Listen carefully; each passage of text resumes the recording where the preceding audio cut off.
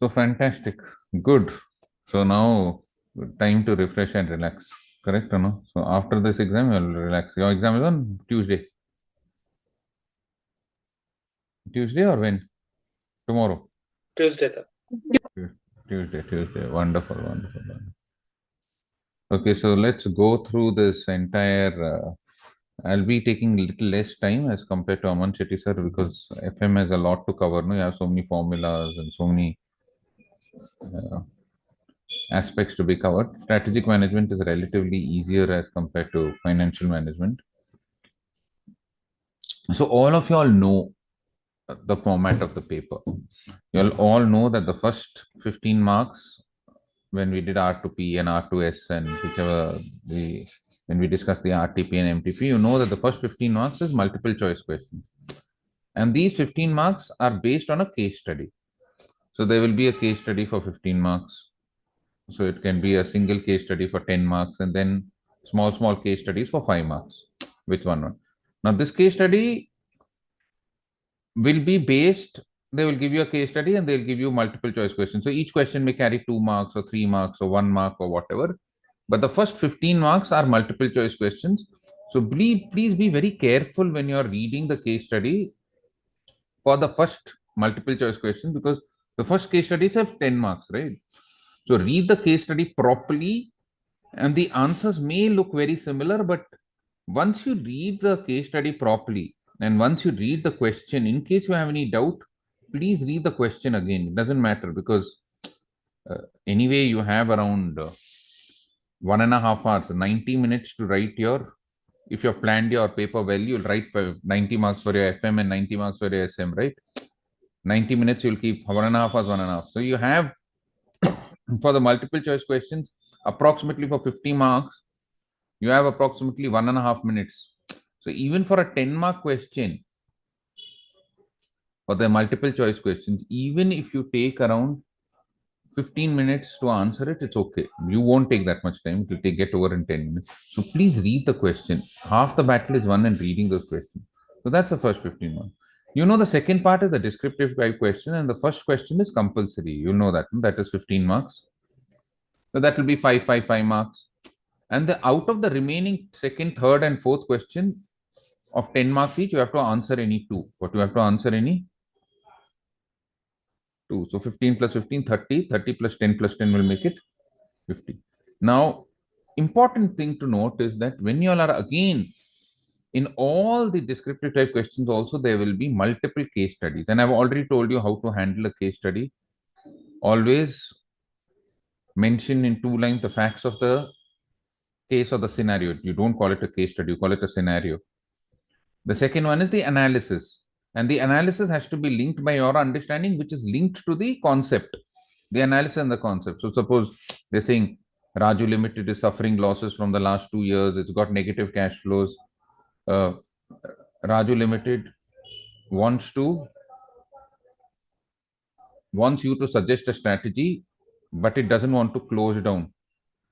What strategy would you suggest and what would be the stages? So you will write facts of the case. Raju Limited is suffering losses and wants to continue its business and is suggesting asking for a strategy. Analysis, you will put the best strategy if it wants to continue is a retrenchment turnaround strategy. What is the turnaround strategy? Then you will give the 5 stages of the turnaround strategy and then you will give the conclusion. What will give the conclusion? So be very careful about those case studies. It can be anything. I gave you an example of turnaround. It can be whatever it can be. Correct or no? Now that is the descriptive type question.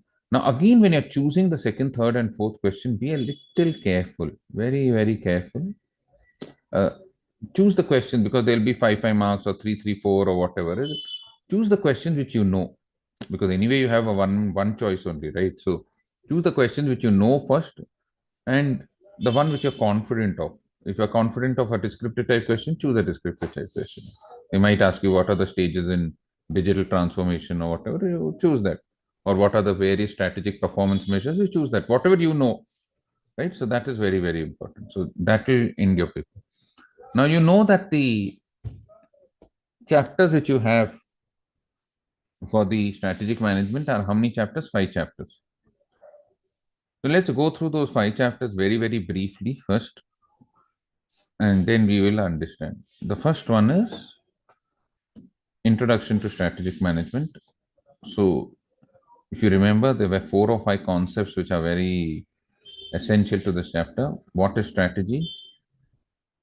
Remember, I told you the 3Ds: the desired direction and destination, correct? Of a company, what the company wants to be, what the company wants to do, where it wants to go. Strategic management is not only the desire of the company and the direction, destination, but also implementation and control. So, while strategy is only the formulation part, the implementation and control, when it joins, it becomes strategic management. In that same question, they had also, in the same chapter, we also discussed advantages of strategic management. We discussed limitations of strategic management. And we discussed a very, very important concept, strategic intent. We discussed, remember, I told you DMVM go. What is business definition? What is business model? What is vision, mission? What's the difference between vision and mission? And I told you to memorize some 2 or 3 vision statements of some companies. So in the exam, if they ask you, Surya Limited is a company which deals in perfumes and wants you to draft a vision for the company. So learn some good vision statement. They will say, we want to be the leading provider of perfumes, providing aromatherapy and calmness to people across the globe or whatever, correct? And mission is what you're doing at present. So remember, memorize 1 or 2 good vision statements, good mission statements, and substitute it for whatever question they ask you in the exam. And we also discussed what are goals and objectives. So we discussed vision, mission, goals, and objectives in the chapter. And we also discussed in the first chapter the 3 levels of corporate strategy. What were the 3 levels? The corporate level, business level, and the functional level. So please go through that. And in that corporate level, business level, and functional level, one very famous question is Mr. Achyutananda has been appointed as the CEO of Jagannath Limited, which deals in timber. What are the roles and responsibilities of Mr. Achyutanand? So you will have to give the functions of corporate level manager. In the same way, you have to frame it for business level. And so go through that question, a very, very important question over there, right? So that is chapter 1. What that is chapter 1. A very small chapter, easy chapter. But vision, mission, strategic roles and responsibilities of all the 3 levels are important. What was chapter 2, which we had discussed? External analysis. So when we did strategic external analysis, we discussed that there are 2 types of environment in which a company works: the macro environment and the micro. And in macro, I'm sorry, the internal environment and the external environment. And then on the external, you have the macro and the micro, which includes economic environment, political and social environment, cultural environment, demographic environment. And we also discussed the micro environment, the competitors, the suppliers, etc. When we did the external analysis, there was one important analysis which we did was called the PESEL analysis, if you remember. What is PESEL analysis? Political, economic, social, technological, legal, and environmental, right? Do you remember? Yes or no? Hmm. Yes, sir. Yes. So we discussed all those external analysis. Besides that, in that same chapter, we discussed industry analysis as to what are the industries which are there and how do you get into it, and what is the most important tool for industry analysis? Michael Porter's 5 force model. Remember, threat of substitute, threat of new entrants, bargaining power of buyers, bargaining power of suppliers, and rivalry. What? And intensity of rivalry. In that same chapter, we also discussed 3 more concepts which are pretty important. One was product life cycle, one was experience curve, and one was value chain analysis. If you remember value analysis, right? Primary activities, support activities. Under primary activities, remember inbound logistics, outbound logistics, marketing and sales, production and operations, correct? Do you remember, all of y'all? So that chapter is all about the external analysis. It's the analysis, the industry analysis, and all that comes under chapter 2. Now, chapter 3 was internal analysis. So what the company has to do within, And in the internal analysis, we discussed that the most important internal analysis which we have to discuss is called the stakeholders. What are they? Stakeholders. And in the stakeholders, what did we discuss? Mendelow's matrix. Remember power and interest, high power, high interest, low power, high interest, low power, low interest. Anybody remembers? Yes. So Yes, all sir. that Yes. all that Mendelow's matrix is very, very important. Learn who are the stakeholders involved. They'll ask you, Mr. Rajneesh is a key investor in the firm. Mr. Raju is a media person. Mrs. Sarojini is a supplier, and Mr. Janardhan is a banker of the company. So, to which of these will these people belong to? Draw Mendelow's matrix and map Janardhan, Rashwini, whatever. So, you'll have to be able to map them. Besides this, in internal analysis, very, very important part of your internal analysis was we had a lot of topics which are concerned with product analysis, market share analysis, or market analysis. We also discussed the three main strategies which were given by Michael Porter, if you remember: cost leadership, Differentiation and focus.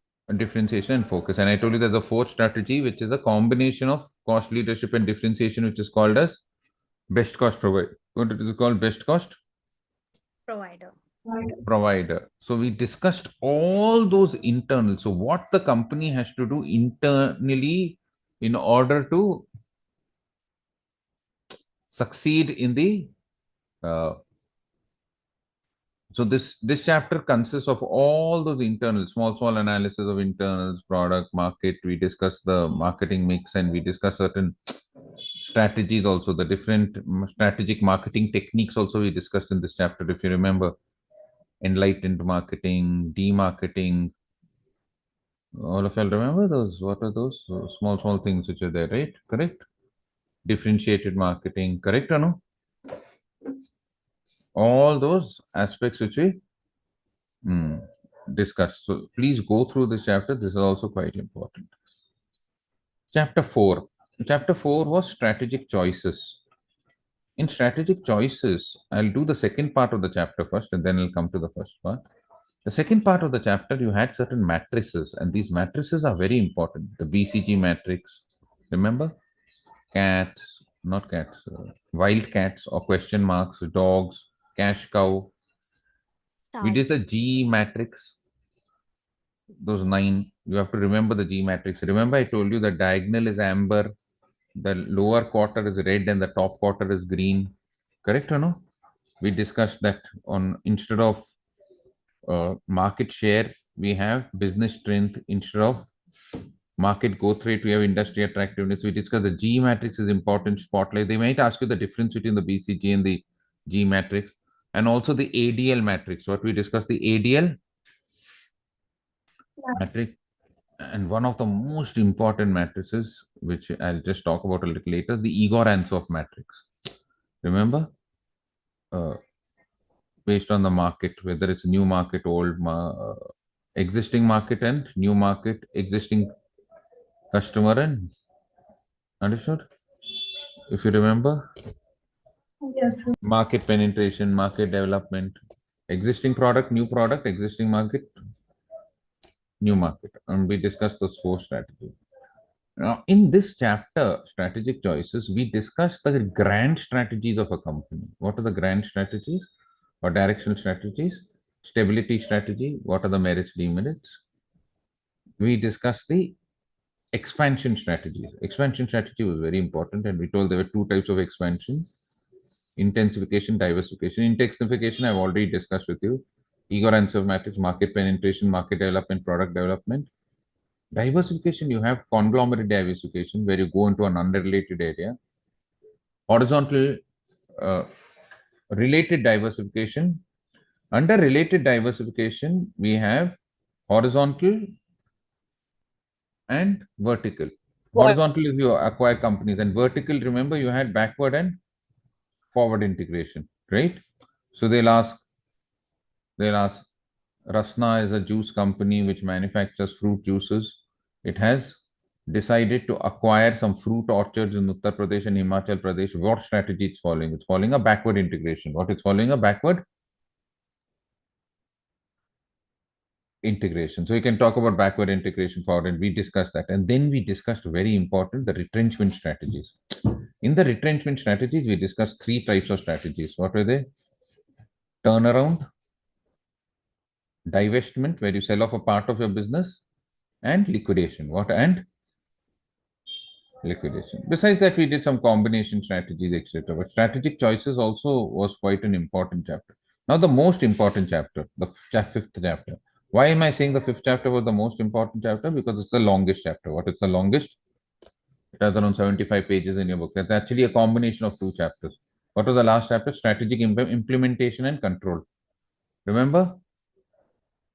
So in that chapter, there are lots of concepts. One is the entire strategic management process is there, or the model for strategic management. The second important topic in that chapter is the different types of organization structures. If you remember the different types of organization, simple, functional, divisional, SBU, matrix, hourglass, right or no? Multi-divisional. Out of those, they generally ask you one structure. And also in that same chapter, we discussed the relationship between strategy and structure given by Chandler. Which comes first, strategy or structure? Strategy always comes before structure. So out of all those different types of structures, please learn them up because they might give you merits, demerits. You have to be a little careful in doing that. And in that same chapter, we also discussed a very important topic, which was corporate culture. What is corporate culture? How is corporate culture developed? What are the enemies of corporate culture? And in that same chapter, also we discussed strategic leadership, difference between transactional leadership and transformational. So that's why I tell you the fifth chapter is very important. So better finish it off. Either do it last or do it first. Do it last if you want. You can finish off the easy chapters first. And in this same chapter, we did digital transformation. What are the stages in digital transformation? Then we discussed what is strategic control, different types of strategic control, if you remember. Strategic surveillance, this, that, right? Premise control. We discussed the different aspects of strategic. And we also discussed one very important concept called, what was it called? 7S model. Remember 7S? For corporate efficiency. Anybody remember that McKinsey 7S model, soft components and hard components? The 7S is strategy, structure are the hard components or controllable, soft are staff, skills. Remember the 7S's? Yes, sir. Yes, sir. So that is also very, very, they will ask you that 7S model again and again. They'll ask you what should be used and all that. I'm forgetting the other topics in the chapter. There are so many topics in the chapter, and I have forgotten. So that very important part is this last chapter, strategic implementation and what? Control. What is the strategic implementation? Evaluate. Okay. So we have discussed all this. So now you all got a recap of what all is there. Now, two or three important things. One is don't panic or don't take tension. Whatever has to happen will happen. The more and more you start thinking that, oh, will I pass? Will I not pass? If you have all those feelings, those don't help you at all. The more you worry about, the more you take tension, the more there is a problem. So always keep calm. But always keep calm. There was a man, he called up his house. The servant picked up. So he told, where is madam? He told, madam is in the bedroom with another man, with a man. So he said, what? He said, yeah. He said, okay, go and open the drawer which is there. There is a pistol there. Take it. He goes and says, yes, sir, I got the pistol. He said, now go and shoot both ma'am and that other man. He said, sir, how will I shoot? He told, no, you've worked for me for 20 years. You've eaten my food. You've eaten my, given you so much. He says, okay, sir. And he goes and he shoots. He comes like, sir, I shot them and came. He said, now take both the bodies and throw it in the swimming pool at the back of the house. So he said, sir, there is no swimming pool in the house. That man said, okay, sorry, wrong number, and he kept the phone down. And he kept the. So if you fake panic, you'll land up in all sorts of trouble. You'll land up in the swimming pool. What you'll land up in the. So whenever you're feeling a little panicky, close your eyes, grade your anxiety. I've already told you. Don't take too much tension. Relax. You do your best. Results will take care of themselves. Correct or no? Understand? There was a man, he was walking on the road, on the beach, and there was a Sardarji sleeping over there. He asked him, are you relaxing? The Sardarji told, no, no, I am Harmeet Singh. What I am?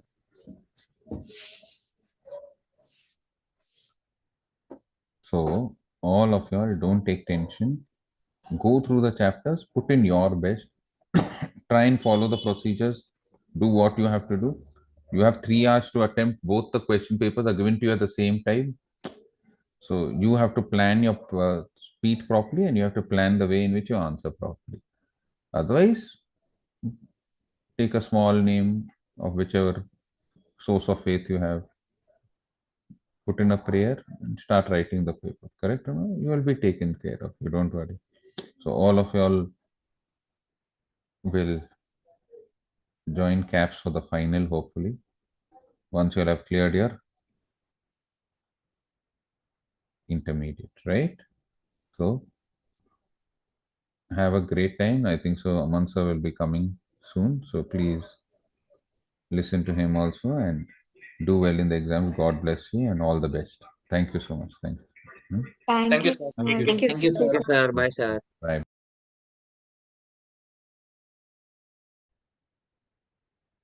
Good evening, everyone. Good evening, Good sir. evening, Good sir. evening, Good sir. evening, Good evening, Bharat sir. Bharat ಇದೆಯೇನೋ ಅನುಯ ಏನಕ್ಕೆ video of ಮಾಡಿದೆ ದೀಕ್ಷಾ ಹಾ Bharat are you there Sampada everybody quickly keep the videos on when sir ಏನೋ yes sir ಏನೋ question ಕೇಳಿದ್ರು ನೀವೇನೋ answer ಮಾಡಿದ್ರಿ ಅದಕ್ಕೆ ಏನ್ last exam when is your last exam ಹಾ Stay. When is Tuesday. Your last ಹಾ Tuesday. Tuesday.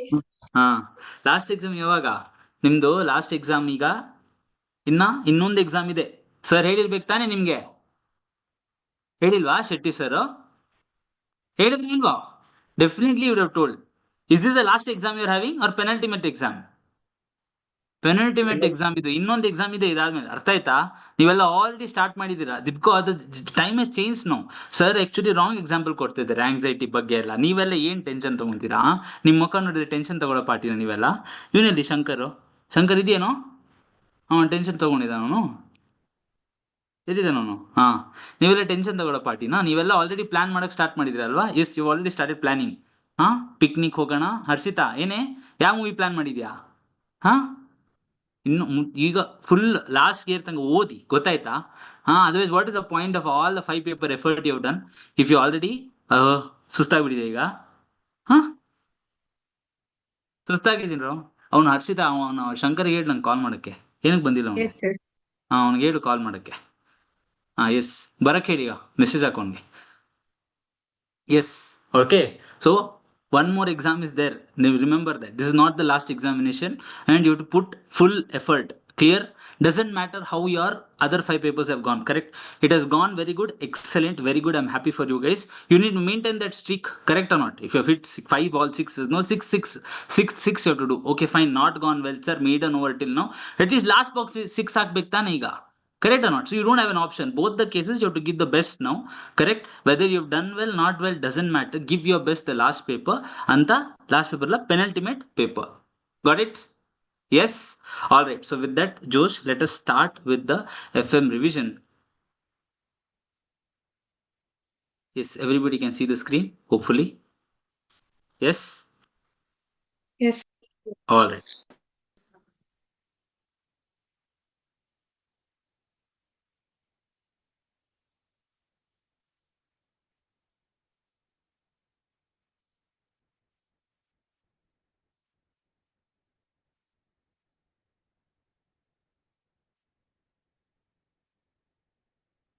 sure.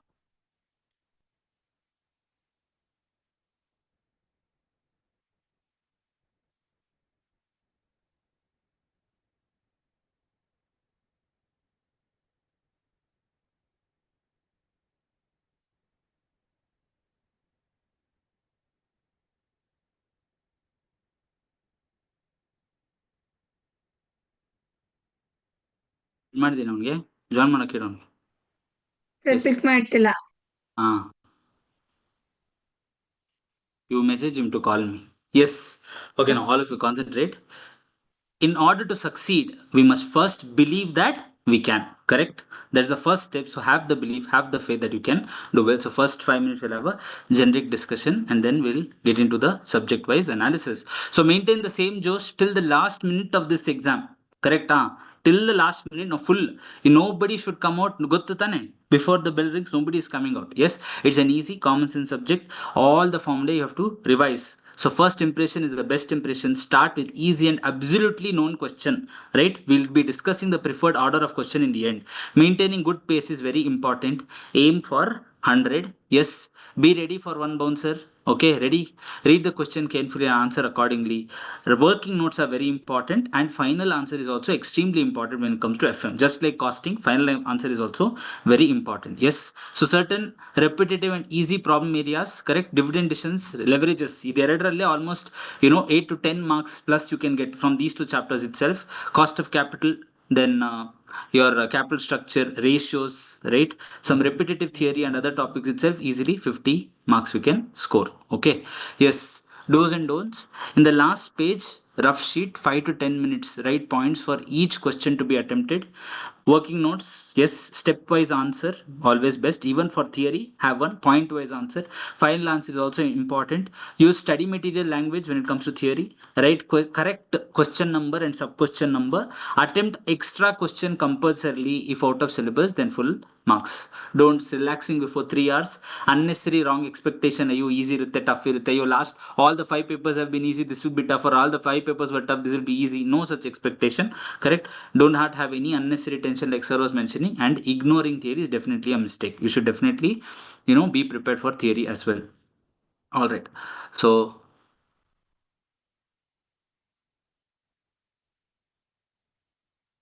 Okay. First chapter, scope and objectives of financial management.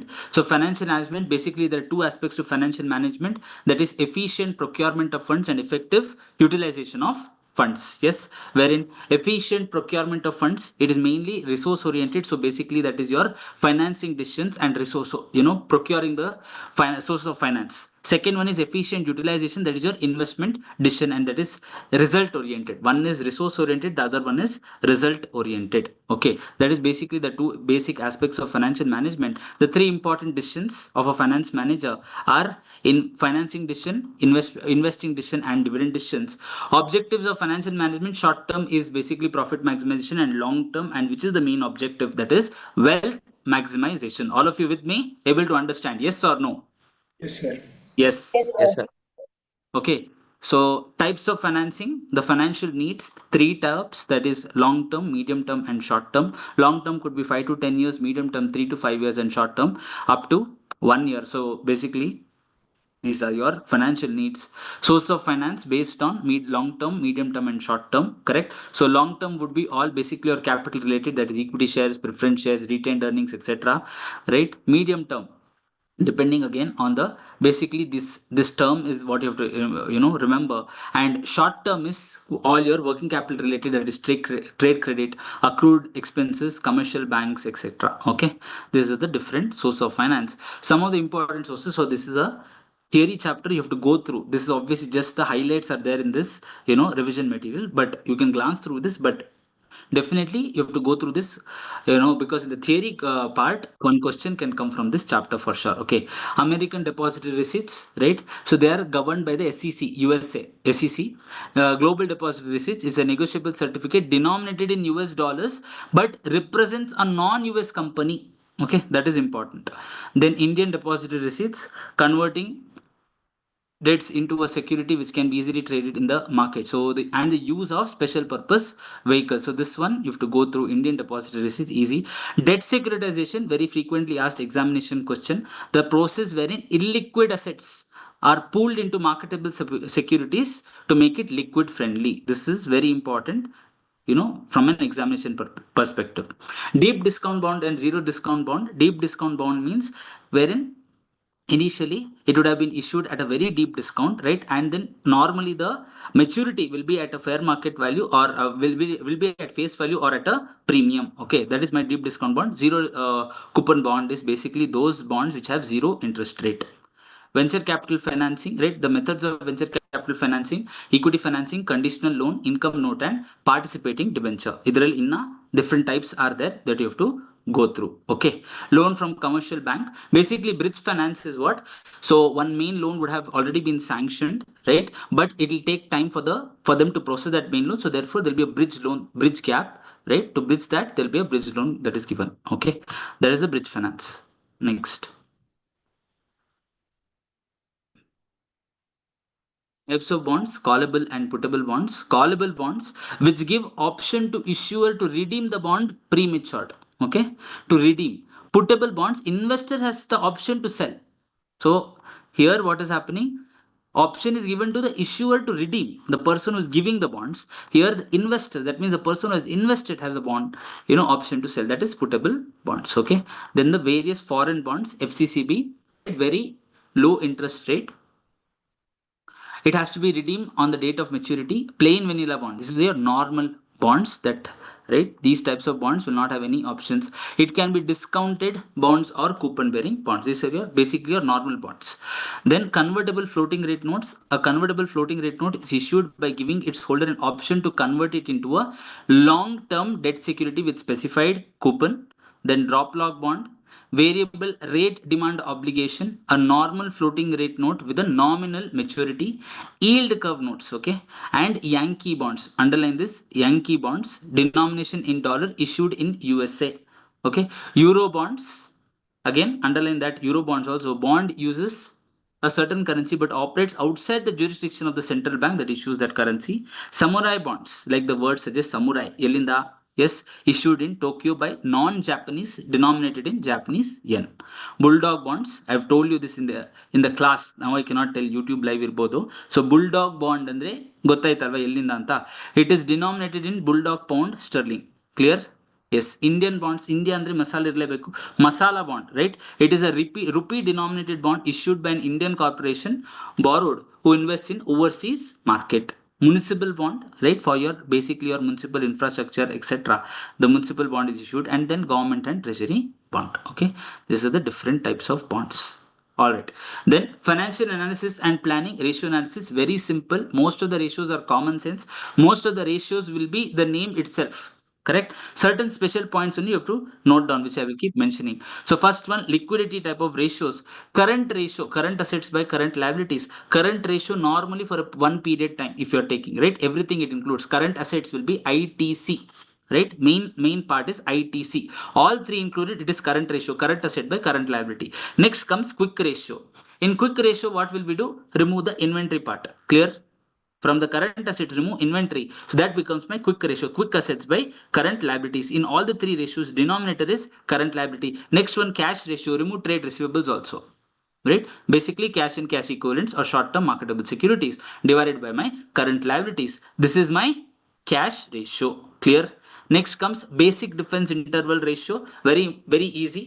Right? Here also numerator is quick assets. Denominator is operating expenses, daily operating expenses. Clear, all of you?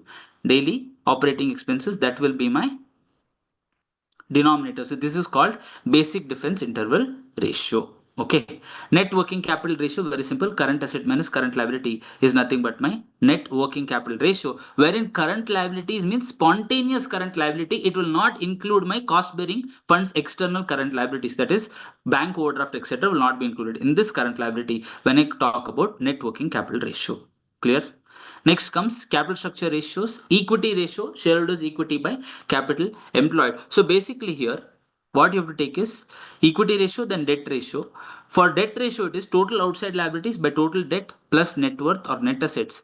So in both the cases, equity ratio as well as debt ratio, denominator is net assets. Capital employed is nothing but net assets. Remember, capital employed is nothing but net assets, total assets minus current liabilities minus your any prepaid preliminary Preliminary expenses, expenses. etc., which will be adjusted with my reserves and surplus. Very good. Correct or not? That is nothing but capital employed. That's nothing but net assets. For debt ratio, for equity ratio, denominator is net assets. Clear, all of you? Therefore, what is the other point you should remember? Proprietary ratio, numerator is proprietor's fund. Difference, denominator is total assets. Denominator is total assets. Clear, all of you? That's the difference between shareholders equity ratio and then proprietor's fund, right? Proprietary ratio. Next, debt to equity ratio, basically debt by equity. Very simple.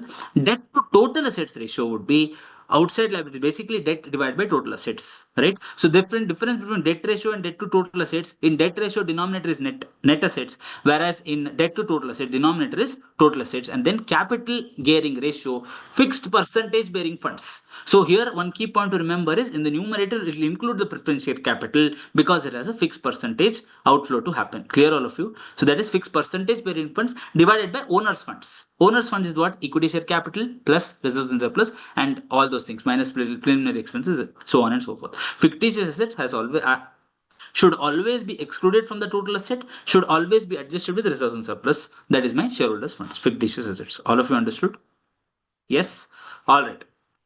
Next, proprietary ratio already discussed. Then comes coverage ratios, right? Coverage ratio, what is being covered will be in the denominator. Always start with interest coverage ratio. Interest coverage ratio will be EBIT divided by interest. Clear? What is being covered is the interest. It is being covered by what will be in the numerator.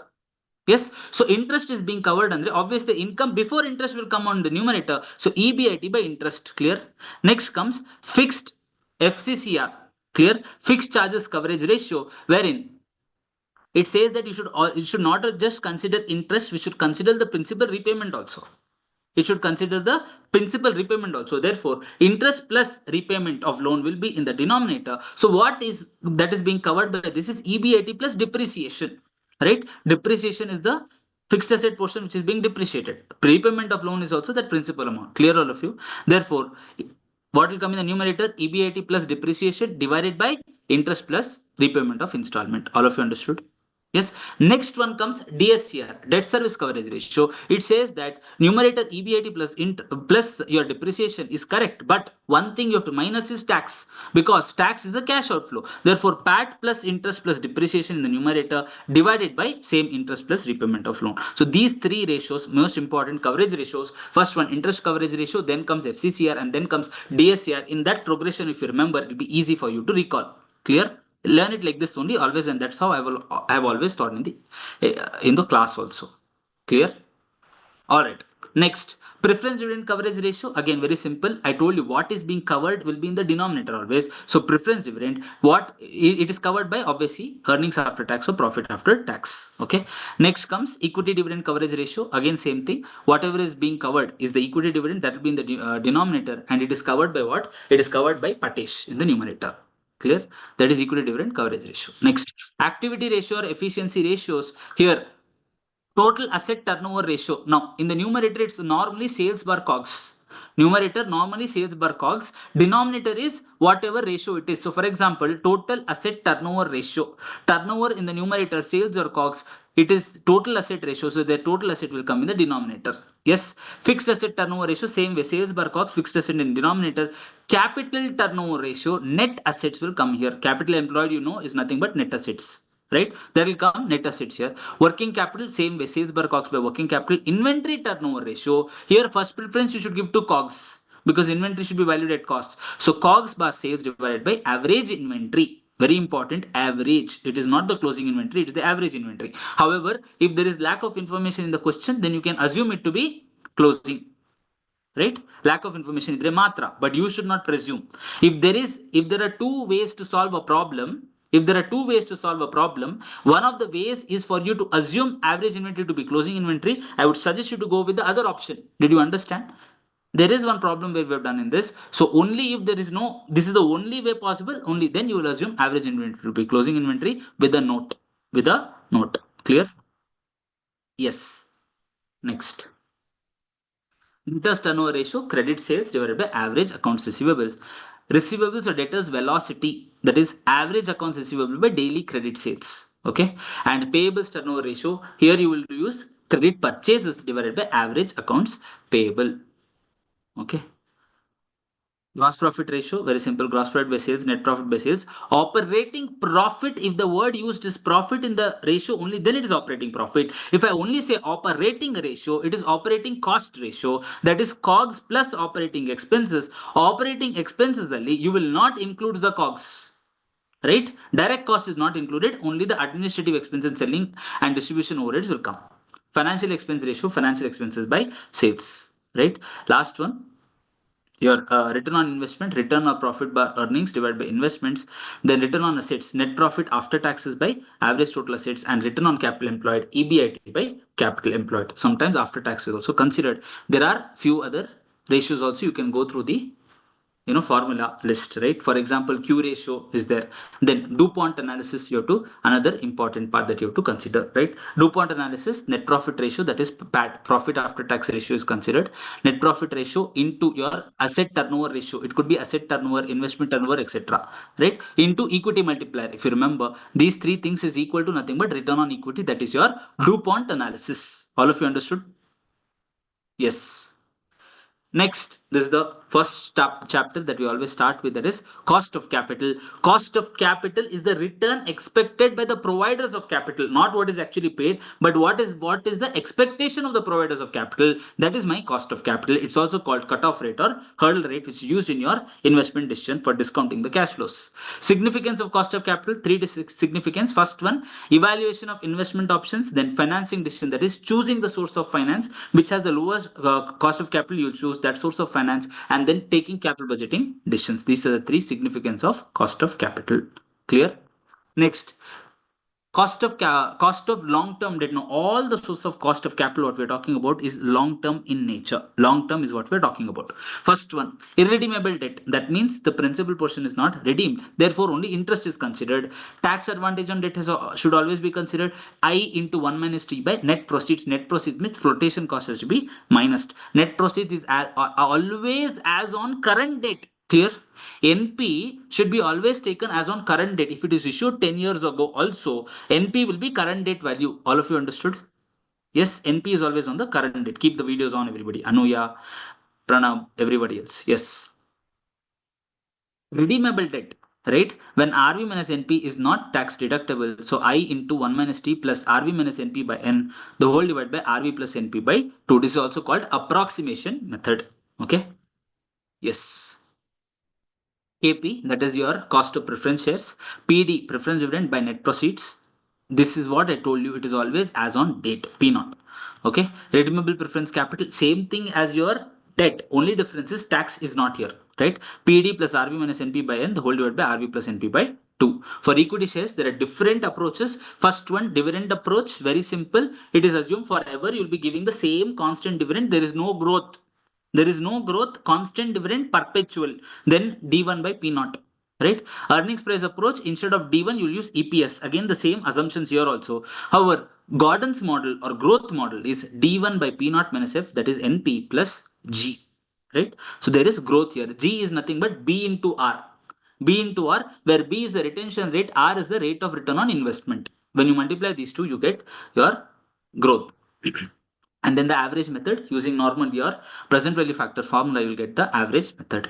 CAPM approach, right? Risk-free rate of return plus a beta coefficient being the systematic risk into RM minus RF, risk premium. RM is the rate of return on the risk for the market, and risk-free rate, when you minus it, risk premium you get, that you multiply into beta coefficient. There is a systematic risk plus the RF, that is what is nothing but the CAPM approach for calculating KE. Okay.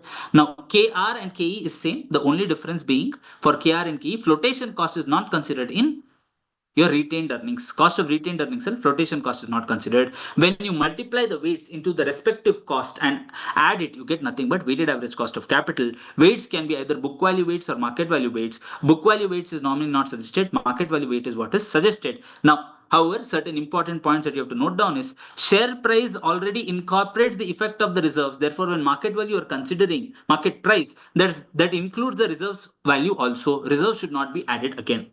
Book value of the term loan is normally considered to be equal to the market value of the term loan. Yes. Book value of equity is nothing but equity share capital plus reserves. All of you understood? Yes. And then marginal cost, this is basically for any additional capital whatever you issue. If the weights of both your book value weights as well as or market value weights of the existing capital is equal to the new capital that is being issued, then weighted average cost of capital will be equal to weighted marginal cost of capital. Correct? I repeat, if the weights are same for the additional capital as well as the existing capital, then WACC will be equal to WMCC. Clear? This is my cost of capital. Yes. Next, financing decision for capital structure, right? Basically to identify what should be the combination of capital between debt and equity. Yes or no? Whichever combination gives the highest valuation, that is, results in maximizing the shareholders' wealth. That is what is the combination of debt and equity that should be considered. There are various capital structure theories, right? First are relevance theories and irrelevance theories. Relevance theory states that that capital structure decisions are relevant, it will impact the valuation of the firm. Irrelevance theory say irrespective of the debt and equity ratio, it is not going to have any impact on the value of the firm. Correct? Which are the relevance theories? Net income approach, traditional approach, model with tax approach. Irrelevance theories, net operating income approach and model without tax. Right? These are the common formulas. Value of the firm is EBIT or net operating income divided by KO. Overall cost of capital. See, you are considering the income of both debt as and equity. Earnings before interest and taxes is income of both debt and equity. So therefore, overall cost of capital. Net income is the equity, only the income of the equity. Therefore, net income by K will give you value of equity. V minus S is the value of debt, or interest by KD will give you value of debt. These are common formulas we'll be using for all the approaches. Right? First one, net income approach. What does it assume? Right? Here, very simple. KE and KD will be constant irrespective of the, right? KE and KE will be constant irrespective of the weightage, right? With the increase in the value of debt, that is with the increase in the leverage, what is happening? Overall cost of capital keeps coming down. Why? Because weight of debt is increasing, weight of equity will reduce because one will replace the other. That is the assumption always. Correct? One will replace the other, therefore KO will come down.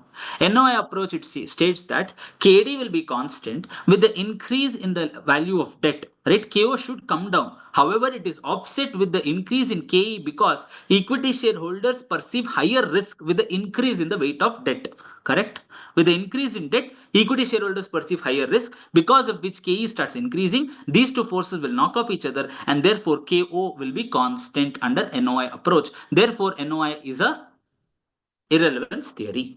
Traditional approach is the most realistic approach. It states that up to a certain level of increase in the value of debt, equity shareholders will not pursue a very high risk, because of which KE will be constant, right? KD also will be constant, therefore KO will come down. However, beyond a certain level of debt, both equity as well as debt holders will pursue higher risk, and because of which KO will start increasing. So therefore, that point wherein the KO is the least is the optimum capital.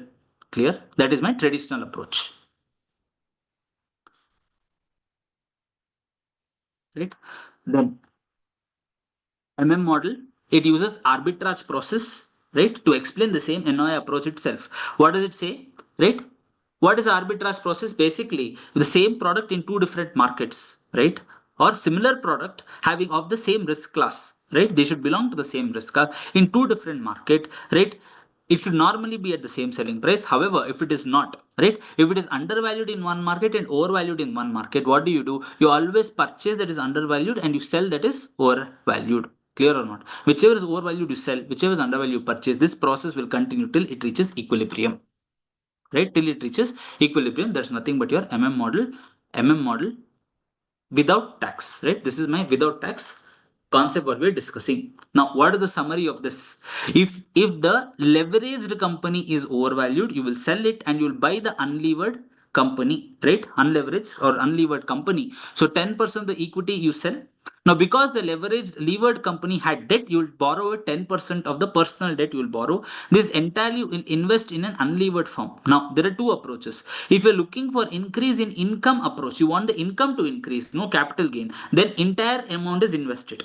However, if you're looking for investment, savings in the investment, then only 10%, whatever percentage you had sold, that percentage only you will buy. The differential will be nothing but your capital gain or savings in the investment. Unlevered to levered, right? That means unlevered company is overvalued and levered company is undervalued, correct? The 10% of the unlevered company you sell, then you invest that amount in the levered company. Increase in income approach, invest the entire amount. If savings in investment approach, invest 10% of the total value. So in both, you'll be investing in both debt as well as equity. Clear? MEM model with the tax, very simple. The only difference being here is tax, right? So first assume that if there is no tax, then value of the unlevered company will be equal to value of unlevered company, correct or not? Therefore, very simple formula is what? VL is equals to VU plus DT aste. VU plus DT, that is your debt value into the tax. Clear, all of you? VU plus DT. Adike step by step approach is there. You have to go through all the step and follow that step. You'll get all the answers. The difference is the debt. Right? Then ROI, ROE relationship. ROE is nothing but ROI plus ROI minus I into debt by equity into 1 minus T. This is what is important. If rate of return on investment is more than I, then debt is preferred. If ROI is less than I, then equity is preferred. If ROI is equal to I, then it is indifference. EBI to EPS relationship, basically MPS is nothing but P ratio into EPS, right? Financial break-even point, interest plus, okay, this is actually interest plus only this 1 minus T should come only to PD, right? Interest plus PD by 1 minus T. Interest plus PD, make that small correction. This denominator should come only for PD. Indifference point, basically at that where there are two different alternatives, wherein at what point or what level of EBIT will the EPS of both the alternatives be same? That is what we have to find out, right? For that, EBIT star is used. EBIT star minus interest into 1 minus T divided by number of equity shares is equals to EBIT star minus interest into 1 minus T by number of equity shares. You can also have preference dividend on both the sides if there is preference dividend. Clear? All right. So the next one, leverage, is very simple, right? Leverage is what? It represents the influence or power of one variable over the other. All of you with me? Yes. Represents the influence or power of one variable over the other. That means if one financial variable changes, to what degree or percentage the other financial variable will change. Right? So percentage change of sales, what is the impact it's going to have on EBIT? Right? This is also a leverage. Clear, all of you? Right? Now, if X is changing and we are determining the change of Y, right, then what do we call? We call it ulta, right? Ulta, leverage of Y with X. Leverage of Y with X. Therefore, formula is percentage change in Y divided by percentage change in X.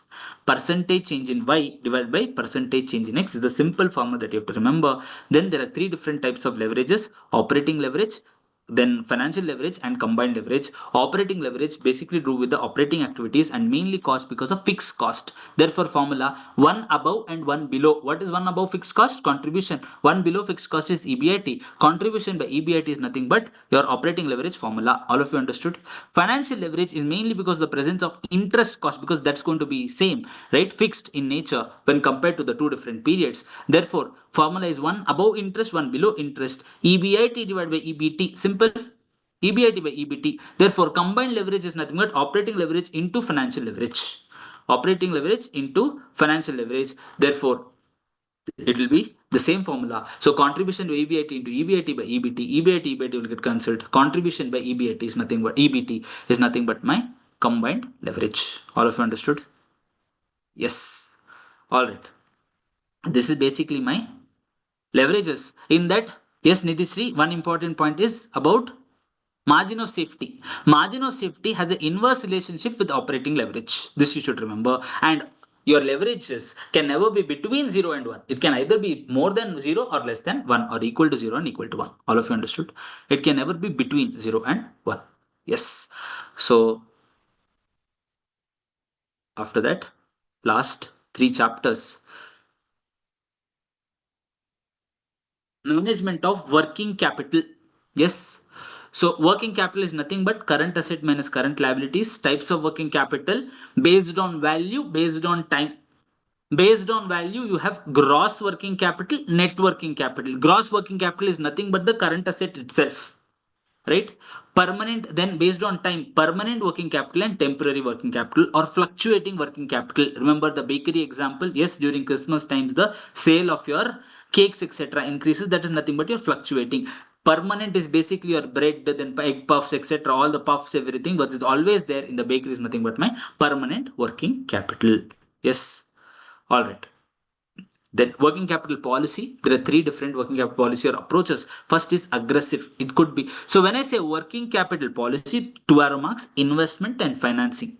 Clear? Investment and financing.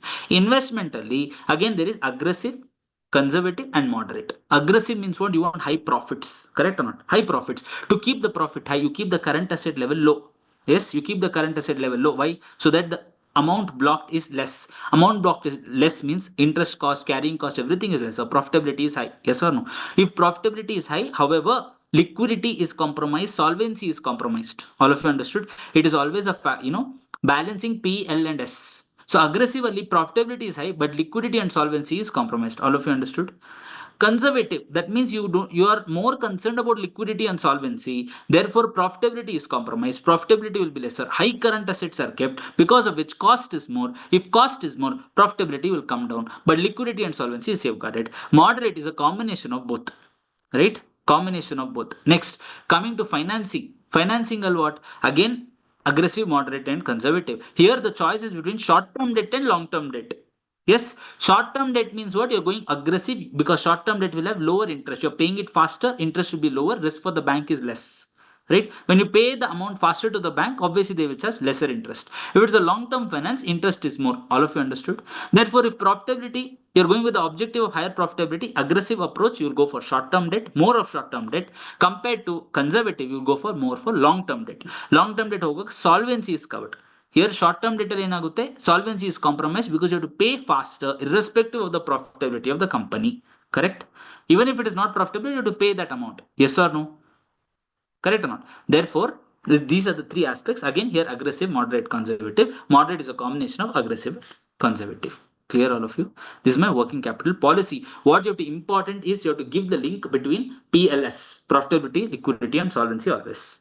Operating cycle or working capital cycle, it means the time taken for that entire cycle, right from the time you procure the raw material till it has become a finished good, sold, and finally converted into cash. Yes, all right. So what is that? Very simple formula: R plus W plus F. R plus W plus F plus D minus C. Raw material holding period, WIP holding period, finished goods holding period, minus, so add debtors holding period minus creditors holding period is nothing but your operating cycle. All of you understood? In all of that, in all of this, what you have to remember is simple. How do you calculate this holding period and all of that? Average whatever the raw material stock divided by my daily, daily cost. If when you divide whether it is raw material, WIP, finished goods, right, average divided by daily will give you the number of days. Average stock would be say for 3 months, then you divide by the cost per day, right, you will get the number of days. That's all logic. Artha aita? Yes or no? Now only thing what you have to note down is what cost you have to consider where. Yes, what cost you have to consider where, that is what you have to be careful and you have to note down. Yes, for raw materials, right, normally your raw material purchase price is considered. All of you understood? WIP, cost of production until the stage of production for WIP. Yes, for finished goods, cost of goods sold. For debtors, cost of sales. Impact idea? Yes, for debtors, cost of sales. Now, difference between ratio analysis and this. In ratio analysis, when you're considering the velocity period, you would have considered credit sales there, correct or not? Here also you will consider credit sales, but for the purpose of estimation of working capital, you will consider the cash cost. You'll consider the cash cost everywhere. That's the difference. Correct? Even for debtors, you'll consider the cash cost. Clear? For the purpose of estimation of working capital. Estimation of working capital, very simple. Current assets minus current liabilities. Current assets are ITC barutte. Inventory only 3 types: raw material, WIP, finished goods. Write all the figures and then do it. Cost sheet format you should remember. Until the cost of production, it will be same. Then from after that, number of units sold will be considered. Until the production stage will be considered number of goods produced. After that, number of units sold. All of you remember this? Yes. The same your cost sheet formula and logic you'll be using it here also. Normally, if administration cost is given, you can give a note. It is presumed to be related to production and take it part of cost of production if it is not given anywhere in the question whether it is related to production or not. Clear? Yes, that is one normal doubt that you get. Sir, is it part of production, not part of production? Looking at most of the ICI problems, that is the approach they have considered. If nothing is given, presumed to be part of production, but compulsory give a note. Okay. Yes. Like I said, this is my estimation of working capital. Only one important point in the end, you should add this safety margin if specifically given in the problem. If not given, can be left blank. There are two cash management models that we should know. One is Bauman's EOQ model. Same thing, square root of 2AB by C. Remember? 2AB by C. A is the annual demand of input there. Correct or not? Here, total demand of cash. So, therefore, T we will use. Their ordering cost per order. Here, financial cost per transaction F. Square root of 2FT divided by their C divided by carrying cost. Here, opportunity cost per annum. Square root of 2FT by O. All of you understood? Yes, you can note that. Ade use ಮಾಡಿ rather than using the study material one, because that U, P and S there is no connection with the actual terminologies. You will not be able to recall. ಇದು ಈ recall ಮಾಡಕ್ಕೆ easy ಆಗುತ್ತೆ. Square root of 2FT by O. Just go with this analogy. It will become easy because EOQ model we are so used to it. Becomes easy to connect. Annual demand of input. What is the total demand for the entire year? Cash demand, total cash demand. There you have per transaction. Here what comes per transaction? There it is ordering cost. Here financial cost, transaction cost for each transaction. Financial transaction cost will come here. There carrying cost was there. Here opportunity cost. Clear all of you? That is the only thing. That same thing you have to use. That is the Bauman's model, right? Then comes Miller-Orr's model. Miller-Orr's model, 3 levels are there: upper level, return point, and lower level. When it reaches the upper level, you will invest that money and get it down to the return point. When it reaches the lower point, you will sell that investment and get the cash balance up to the return point. That's all. Right? This is my Miller-Orr's model. These are the cash management models. After that, you add the cash budget, right? Yes.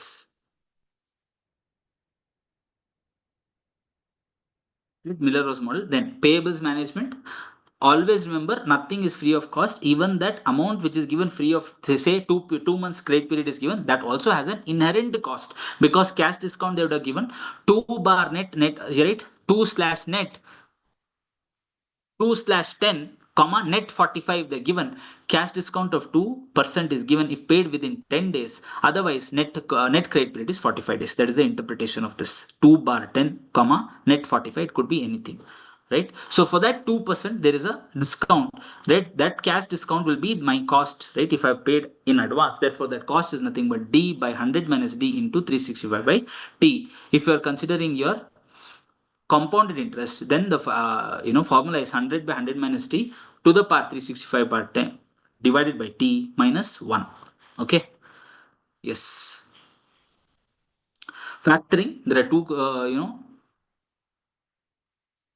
there are two types of factoring, mainly in terms of the amount, that is full and then partial, whether entirely it is given or partially it is given, and on the base of risk, which is most important. Recourse and non-recourse. Recourse means bad debts, they'll come back to you. If there is any bad debt, you have to bear the cost. That is called recourse. Non-recourse, if they're not going to come back to me, that bad debts is no longer my cost, that is called non-recourse. Your headache, you take care. Obviously the commission percentage charged by the factor for non-recourse will be higher.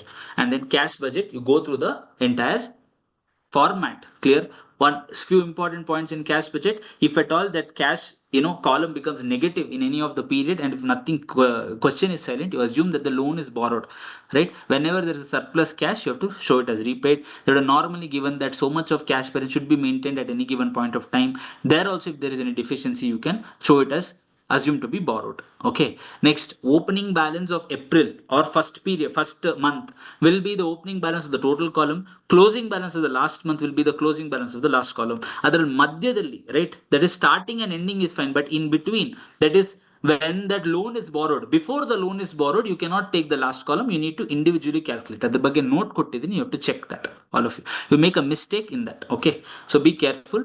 That I'm talking about that column before the loan is taken. That will not be equal to your closing balance of the last month. Right? Then mainly your investment decision. So investment decision, there are basically many capital budgeting techniques, right? Theory parts you have to go through the capital budgeting technique parts. They limitations, advantages, normally asked in the examination. Easy to answer also, because it's very practically connected. ಗೊತ್ತಾಗ್ತಿದೆ ನಿಮಗೆ. You know that problem, you know that technique, you'll be able to tell what are the advantages, what are the disadvantages. Only thing is just brush your memory by going through it once. Clear, all of you? So capital budgeting theory also go through. Do not skip it thinking it is entirely practical. It is frequently asked question. Now, so main thing is it should be in line with the objective of the business. Otherwise, it will not even you will not even go into the evaluation stage. As long as they are in the within the line of the objective of the business, all the projects you will first shortlist based on the objective, business objective, and then you will start evaluating. All of you understood? So that evaluation, lot of techniques you can use. First one is your NPV, net present value, wherein your present value of the cash inflows should be greater than the present value of cash inflows. Then I say that the NPV is positive. NPV is positive, very important. Always in the conclusion, you should write that it is adding to the wealth of the company. Yes or no? It is adding to the shareholders' wealth, right?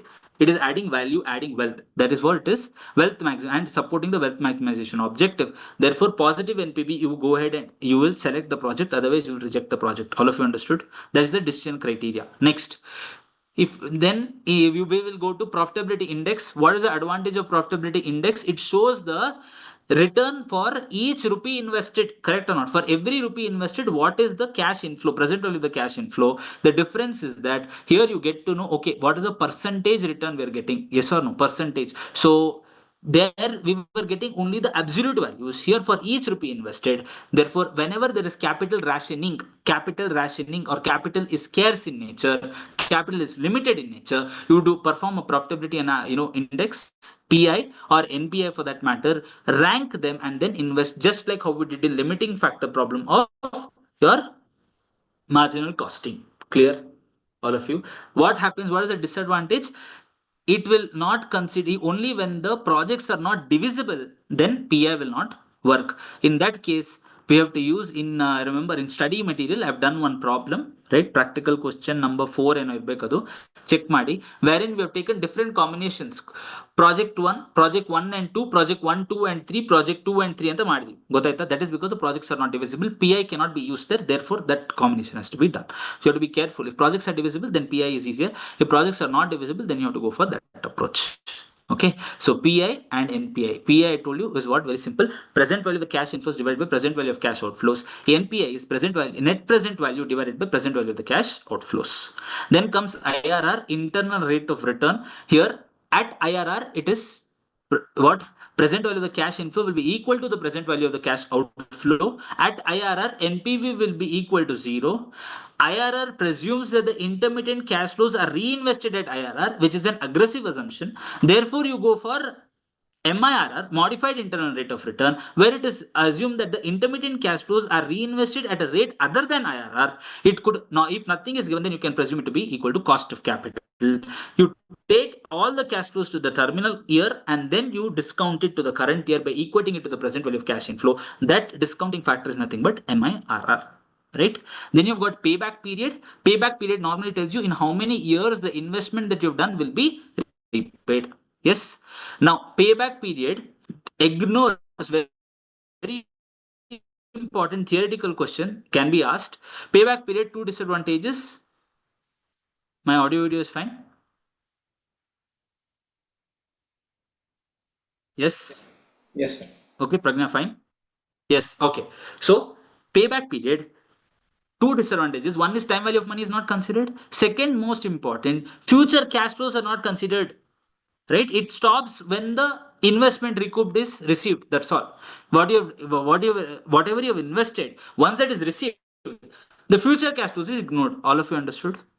Therefore, payback period, these are 2 disadvantages. Even discounted payback period also, future cash flow is ignored. Their time value of money is considered, but future cash flow is ignored. All of you understood? Payback period, whenever there is an annuity, very simple way to calculate, and could be an MCQ question for you to quickly calculate. Total investment divided by annuity will give you the payback period. Total invested divided by annuity will give you payback period. Reversal of this is closer to IRR. That is annuity divided by investment. All of you understood? Right? These are the different capital budgeting techniques, and block concept is important here. Income tax section 32, that you have to consider here also. Right? So you should see if this is the only asset in the block or not. If this is the only asset in the block, then what is the treatment? So if that is the only asset, then capital gain will come into picture. Otherwise, the block will continue, depreciation will continue. I hope you know that. Yes or no? Replacement chain problem. Replacement As such, replacement questions, most frequently asked question in capital budgeting technique, right? Replacement decisions is most important. Otherly, if there is unequal life, then what you have to use? Equivalent cost, equivalent annual cost you have to use, right? By dividing by the annuity factor. Yes. Or one more, method that's normally not asked in the examination, but as a theory question, replacement chain method, right? LCM method, right? Based on, so what, and in both these cases, the assumption is that the project is repeatable. The project is repeatable. Clear, all of you? So these are the most important points when it comes to capital budgeting techniques, right? And capital budgeting as such. Okay. And the last chapter is dividend decision. Very sweet chapter, simple chapter, right? Compulsory you should know. In that also, most important are those three, formulas. That is, yes, dividend decisions. These are the three important formulas: Walter's model, Gordon's model, and Modigliani Miller model. G is equals to B into R. We have already discussed, right? Walter's model formula very simple. Share price is nothing but dividend plus R by KE, wherein R is the rate of investment, KE is the cost of equity into E minus D. That's nothing but the retention. Retention mele there will be a return. Right, so that you divide by KE, you get the value added to dividend, and total divided by KE will give you Walter's model. Right, this is my Walter's model. This is the most important thing. When R is greater than KE, that means the company is able to earn more than the shareholders do not pay any dividend. If the company is not able to earn as much as the expectation of the shareholders, 100% payout to be dividend. The same logic will apply for Gordon's model also. Gordon model, we have already learned, correct or not? E into 1 minus B is nothing but D1. D1 by P naught, remember the formula there? In that we have learned D1 by P naught plus G. The same thing here, D1 by KE minus G. D1 by KE minus G is equals to P naught. Clear? That is my Gordon's model. Traditional model, Graham and Dodd, right? They use the multiplication factor, right? Share price is nothing but multiplier into D plus E by 3, wherein they says dividend is what? Right? 4 times that of your earnings. 3 times more important than your earnings. 4 times that of earnings. 4 times when you do the equation. Okay. So very simple. Multiplier into D plus E by 3. That means bird in hand today is more important than your future value. Therefore, dividend is given more value. Lenter's model, it says that the dividend payout policy should be consistent, should be more stable. Word use correct word is stable. There should be stability. Therefore, D1 is equals to D naught plus. It should be based out of previous dividend plus EPS into target payout ratio minus D naught into adjustment factor. Clear? That is my Lindner's model. All right.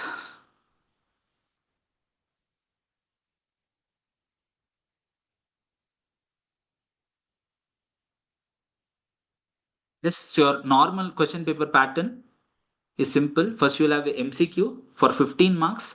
Normally, what you have seen is one case study question is being asked, right? One case study question. That case study could be from anything. It could be from capital budgeting, working capital management, cost of capital. Almost all the chapters I have seen. Normally, one or two chapter combination madi they would have asked, but don't be worried, don't be scared. There'll be a lot of information that is not relevant. Unnecessary story would have been added. You be prepared for that mentally, right? It will be there, it will look big aste. But if you just take out only what is important and relevant, you'll be able to do. Compulsorily MCQ do not start with. It may be easy, but at the same time, maybe one complicated case study has come. So it'll unnecessarily flow break madutte. So I'll be discussing the preferred order of question now. So you suggested all of you go with that flow. Clear? Right? So first 15 marks MCQ, and then first one question compulsory for 14 marks will come, and then again 10 marks will come, right? 15. So that is how it is. So 15 marks and then 35 marks, correct? So 15 mark will be there in your, so 5 into 3 barutte, and then again 10 mark questions will be there. Right? Theory question not suggested to skip until and unless you're totally very weak at theory, you have not prepared at all, only then. Otherwise, I would suggest you to do. Or if you feel very confident, everything is easy, you can score out by going by the problems only then. Otherwise, normally not suggested to skip theory for most of the students. Better to answer because it takes lesser time and you'll be able to complete and also score good marks. All of you understood? Normally, we would have told, earlier, during my time and also, I used to always say question number 1, nodak hogbidi, I would close money. But now that's not the case. I would not say, because you just, if you feel it is more confident, you're more, some of those 5 into 3 are easy actually. So if you feel that is the most confident question, then you might as well go ahead and start with that. So now I think it's a best time to go through the preferred order of questions. So this is your latest question paper pattern, how it was asked, right? So independent question was asked for 2, 2 and 1 mark, and then 10 marks. Then like I said, 5 into 3, 15 marks was asked, and then 10, 10, 10 marks. In between, sometimes they will ask one theory question like this: 8 plus 2 cost of capital KD that. Okay. All right. Important areas, right? You go through it, leverages and dividend decisions. I told you first finish this. Today, if you are energetic, you can finish off these two chapters comfortably. You'll be very happy that 10 marks you have covered, right? Leverages and dividend. Sometimes more than 10 also comes. Capital structure, then you go through, and is in that also I've given specifically which are those important topics. So pay extra focus on all these topics. Okay, now solve as many sums as I. Okay, now yes, go through some all these important theory questions. All right, now coming to preferred order. This is actually first ನಾನು ಮಾಡಿದ್ದೆ, but ಅದನ್ನ beautifully and sir upgrade to the into 10 ಮಾಡಿಬಿಟ್ಟಿದ್ದಾರೆ ಇದನ್ನ. So ಸಕ್ಕದಾಗಿ it is very good. I love this chart. Look at this. ಅವೇ ಶೆಟ್ಟಿ ಸರೇ ಮಾಡಿದ್ದು. ನಾನು ಸ್ಟಾರ್ಟಿಂಗ್ ಅದು ಸ್ವಲ್ಪ ಮಾಡಿದ್ದೆ, but he is now, I will not take any credit. He's totally Shetty sir's. The way it is done is excellent. So FM descriptive 2 to 10. Scribble in the last page important points of some questions. 210 to 240, first question selected, right? Best and well known question, always the first impression, best impression, let it be the highest scoring one. So that is how it has to be selected. Then 240 to 3, second question that you have selected. 3 to 315, last question selected. This is the order. MCQ of both FM and SM you have to do between 3:15 to 3:55 p.m. SM ge I'm hoping that it will take lesser time to do MCQ, correct? SM should not take more time. FM after that, then 3:55 to 4:15, first question selected and best well known question of SM descriptive. 4:15 to 4:35, second question selected. 4:35 to 4:40, last question selected. Last 10 minutes, scribble answers of the left out questions. You remember, we have told you all the questions, try to write something so that if there is anything out of syllabus, there is a chance for you to score marks out of that, and glance through the questions answered. This is the preferred order. All of you I would suggest you to go by this approach. Okay, then obviously the rest is up to you. Whatever you are more comfortable with, that you can do. Finally, yes, so the best view comes after the hardest climb, correct or not? So you've gone till that Mount Everest almost is under your feet. It's not yet under, correct? But imagine the view after that. Yes or no? So the last climb is there. You have to put in all you've got so that you can enjoy the view after your examinations, after clearing the examination. Okay, learn from yesterday, live for today, and hope for tomorrow. Forget about what is happening tomorrow. Present ಅಲ್ಲಿರಿ. Learn from all the mistakes you have done. Don't stress upon ಆಗಿಲ್ಲ. Learn from those mistakes. Apply those learnings in this examination. Do the best in this examination. Don't stop when you're tired. Stop when you're done. Yes. All right. Thank you, everybody. If anything in general you want to ask, you can ask. Otherwise, all the best to all of you. Go and rock your exams. Done? Thank you. Thank you, everybody. Bye, all of you. Thank you, sir. Thank you, you, sir. sir. Sir, bye, sir. Bye, sir.